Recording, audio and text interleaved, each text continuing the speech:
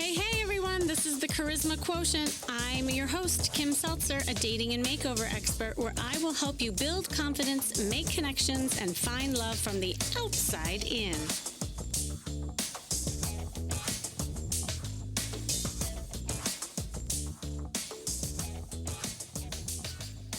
Do you really know what you want? I mean, and especially when it comes to your dating life and relationships.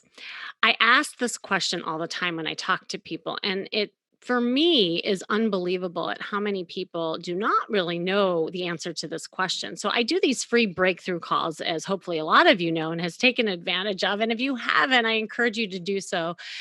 And really, the purpose of these calls is to help you identify your challenges and help you get a game plan around how I can help you find success, not just in your love life, but your life overall. And one of the biggest things that I like to help people with and focus on is to gain clarity in what they want. Now, one question I will reveal to you that I always ask is, if you had a magic wand and you waved it in the air and your life was somehow different, what would it look like? What would your dating life be like? What would your partner be like? And it's amazing at some of the answers I hear. So I recently had one of those breakthrough calls and I asked her this question. And, this woman, she had tremendous success in her career, but not in her love life. And she admitted to dedicating her entire life around work, and she would hide in her work. In fact, she placed her whole self-worth and identity around what she did for a living. And so she reported having really low confidence when it came to dating and tended to pick men who needed her both emotionally and financially. And after digging through some of her challenges, she admitted that, yeah, well, she was pretty guarded with her feelings. She didn't know or want to show how to flirt, and often morphed herself into what men wanted from her in order to gain that acceptance. And receiving from a man was absolutely foreign to her. She had never experienced even emotional intimacy from them. And of course, this was traced back to her parents who worked a lot. So it was instilled in her early on that love and praise came from what you achieve and getting things done. So this is pretty much how she was operating and what she was attracting.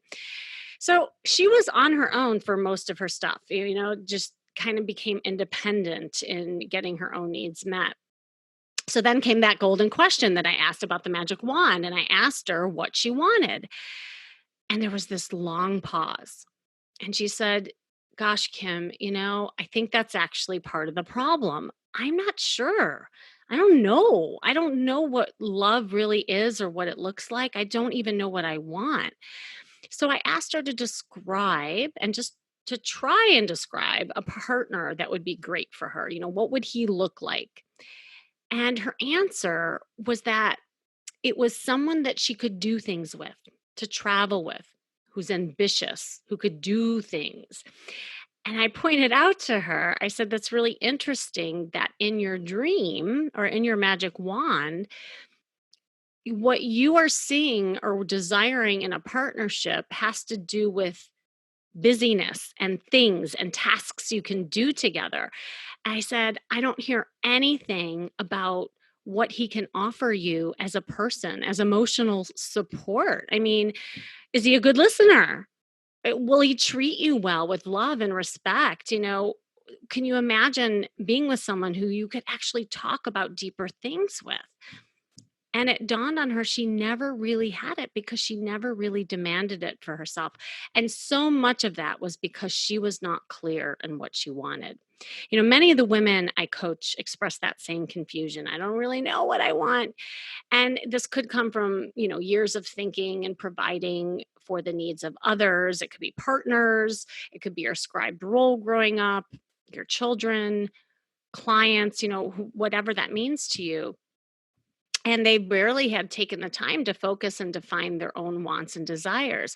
But getting clarity on what you want is one of the most important things to figure out so that you can attract and design the love you deserve.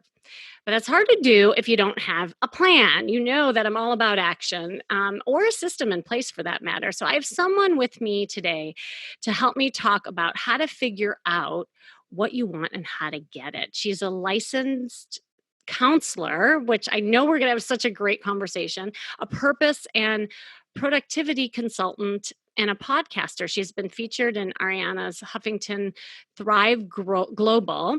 She is the host of the Imperfect Thriving podcast, where she helps women in midlife uncover limiting beliefs, determine what you really want your life to look like. And I love this, and the imperfect daily actions to get you there. Welcome, Kathryn Eli. Hello.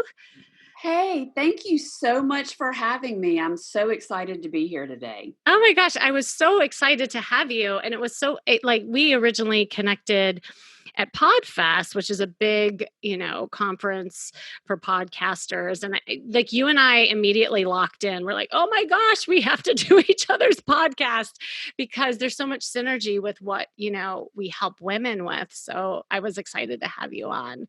Absolutely. I felt the same way. The minute I started talking to you, I was like, oh, we don't have enough time. I know, I know. And plus your like accent was just so darn cute. I could listen to it all day long. So like, oh, I could just like listen to her on my podcast. Um, Thank so you. you're welcome. I wondered, what we didn't get a chance to talk about. I mean, I know what you do and you have an amazing website with all these kinds of resources, but I don't know your backstory. How did you get into all this? I mean, did you always know what you wanted? And like, has that been easy for you? No, not easy at all. Uh, I'm a recovering attorney. And oh, I have not always known what I wanted. I'm actually like the person that I help now because I started it like in 6th grade. For whatever reason, I decided I needed to be a lawyer, and I put blinders on. I didn't pay attention to whether I was enjoying the process, became a lawyer, didn't love it, took some time off, about 5 years, to be with my 3 kids and to not be working outside of the home. And then I kind of had this panic moment of, what am I going to do when they're gone? I don't know what I want the next chapter of my life to look like. I know what I don't want. I don't want to be a lawyer again, but I really do not know what I want to do. And it hmm. scared me to death. And I went on a deep dive to figure out what that was. And it was going back to school to become a counselor. Hmm. So I didn't know until age 46 that I wanted to become a counselor. I love that too. And it also gives, I think, a lot of people like perspective and hope because I don't know if you hear this from your clients, but sometimes people think it's too late. Like it's too late to start over. It's too late to figure out who you are and what you want. And that's so not true. In fact, I almost feel like we have different chapters in our storybook, right? And that when there's an end of the chapter, that's when you create new ones. And that can look like any age, right?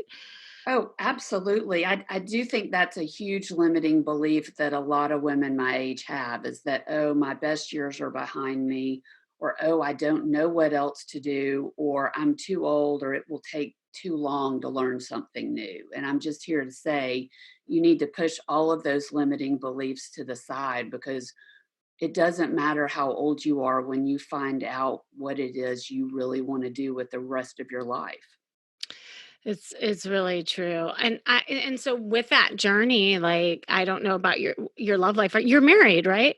I am, yes. I swore I wouldn't marry another boring law student, and that's what I did.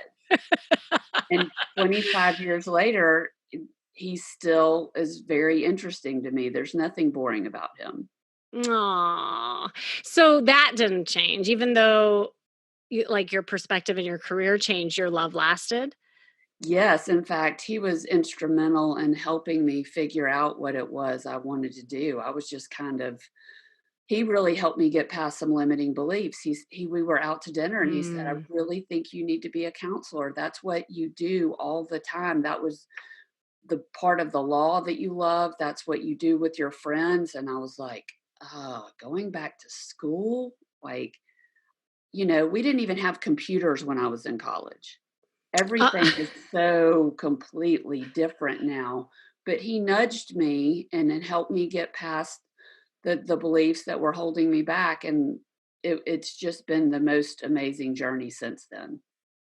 well, and it is interesting, right? Because there's different aspects of our life. Like, for you, you found love and you had clarity in one part of your life, but then the career part shifted. And I think that's really important. It's like just because maybe one part of your life is off kilter, you're not sure, what it is that you want. It's actually looking at what is working when you are more, clear with your goals and you are more settled and confident. And I think it's like drawing upon some of that to translate over to, the areas that are more confusing. Like, did that help you?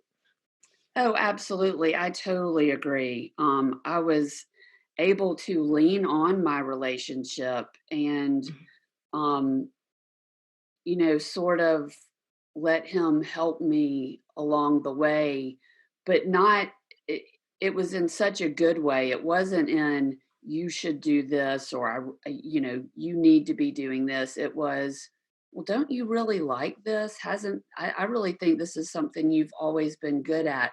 So it was in such a nudging and nurturing way, not in a heavy handed sort of way.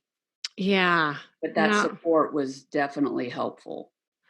No, that's awesome because, a lot of you listening are single and you're not in that kind of relationship where you can get that support. Like, what would you say to people who have maybe, you know, not, well, first of all, have limiting beliefs, but also not being clear in what they are looking for in a partner?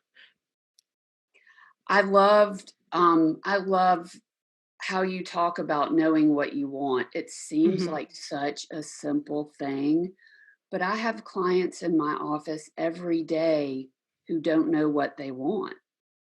And that's where it starts. And that's how I help them. I have this sort of 8 domain framework and system that I use to help them not tell them what they want, but uncover what they want that's just kind of hidden under there because everybody knows what they want.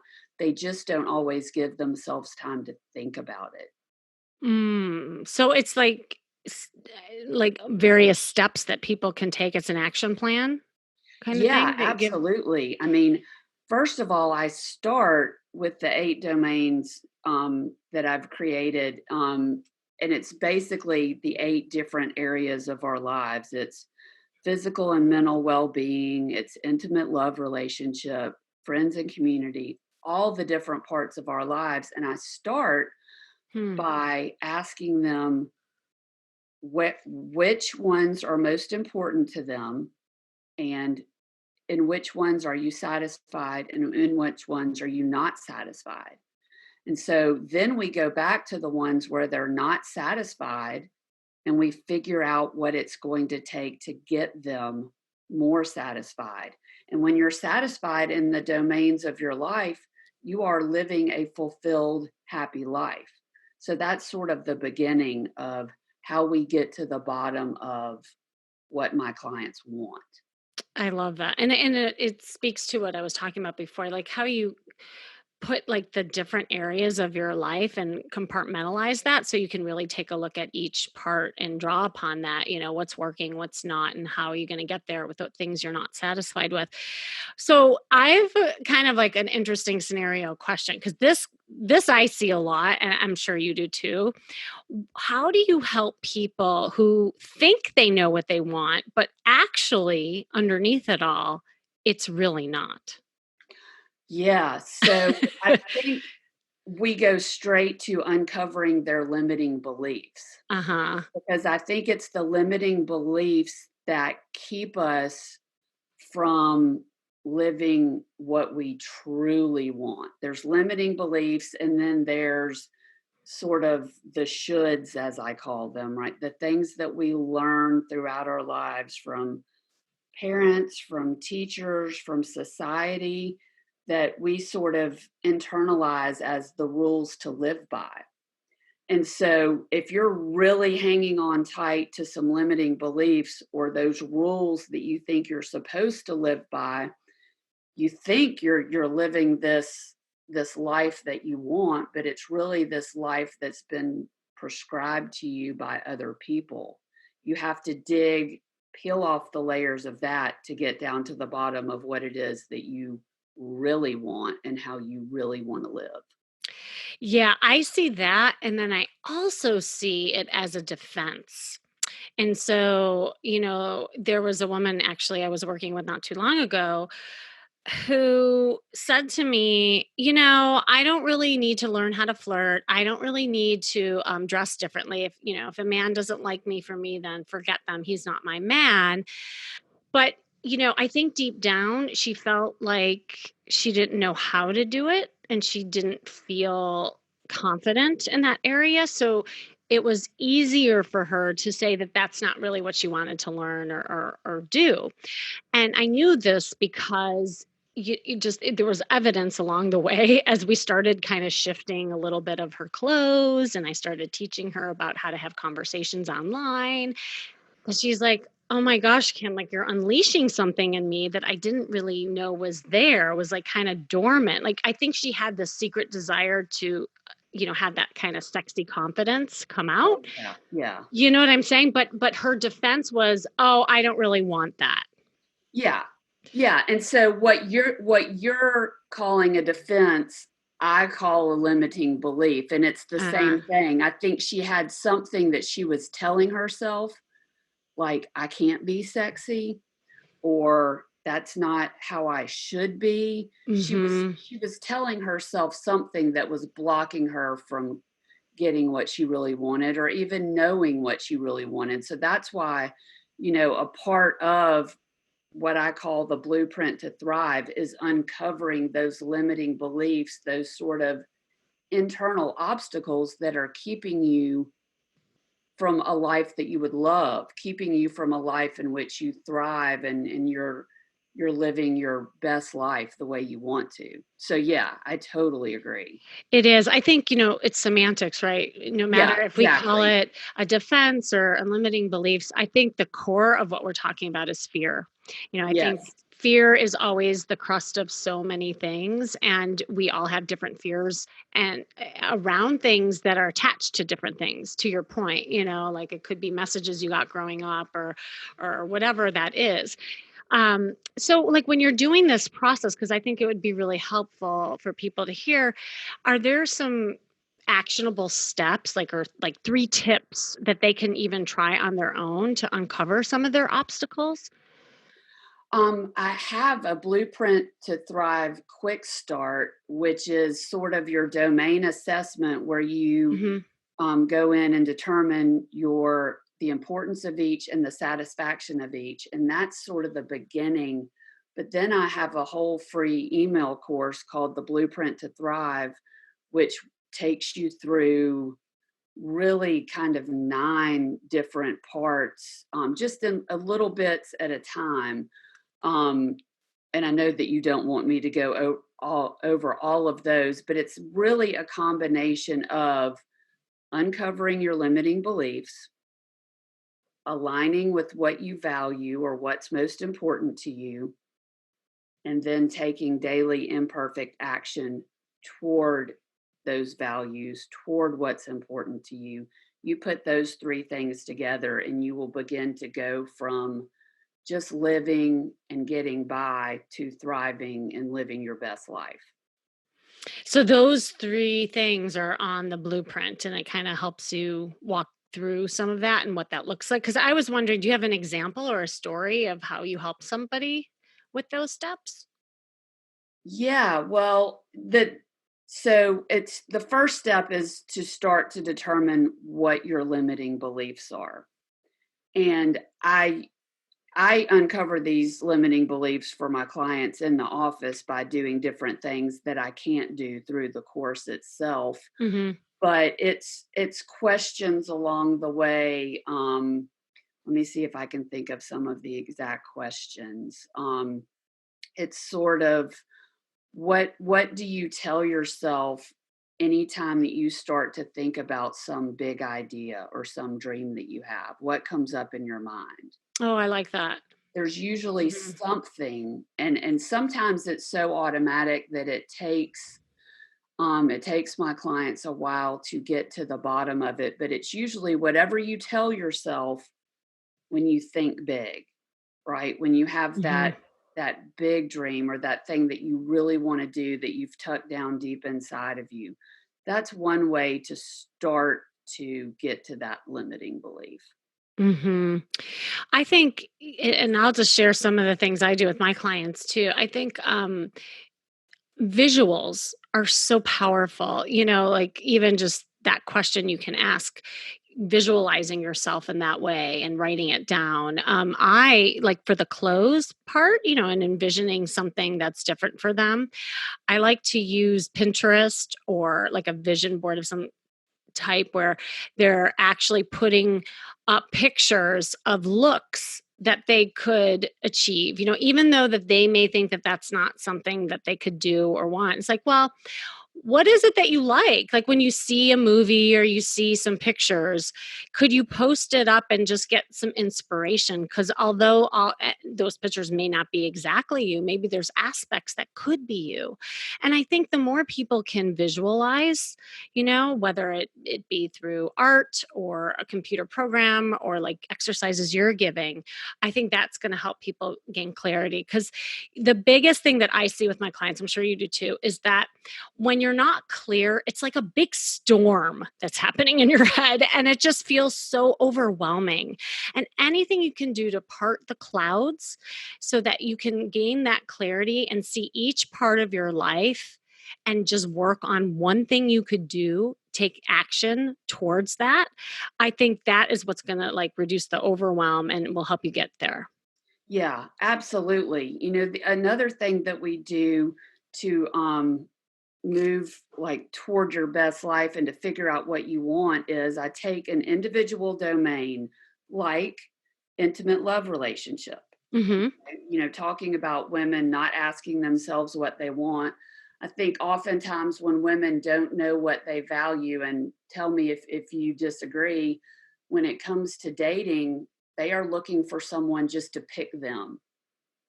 Pick me. I want someone to pick me. Mhm. Whereas if you go from what do I value, what do I want, you approach dating and relationships in a completely different way. Oh, so true. That is So so true. So Yeah. I'll take each domain one by one, like intimate love relationship. What is most important for you when it comes to your intimate love relationship? What do you value? What do you want to be known as? What do you want do you want it to be respect? Do you want it to be acceptance? Do you want it to be love? Whatever those things are, and if they're not satisfied and they don't have that in their intimate love relationship, then it's, well, what kind of action is it going to take for you to have respect in your relationship? Is that setting firm boundaries? Is that mirroring that action with the person that you want? What actions are going to get you what you want?